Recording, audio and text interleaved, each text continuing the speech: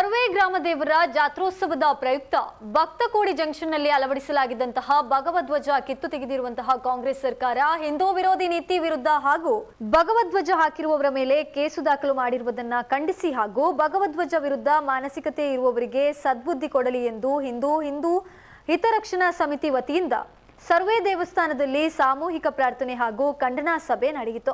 ಖಂಡನಾ ಸಭೆಯಲ್ಲಿ ಸೇರಿದ್ದ ಹಿಂದೂ ಬಾಂಧವರನ್ನ ಉದ್ದೇಶಿಸಿ ಹಿಂದೂ ಮುಖಂಡರಾಗಿರುವಂತಹ ಮುರಳೀಕೃಷ್ಣ ಹಂಸದಡ್ಕ ಪ್ರಾಸ್ತಾವಿಕವಾಗಿ ಭಾಷಣವನ್ನ ಮಾಡಿದ್ರು.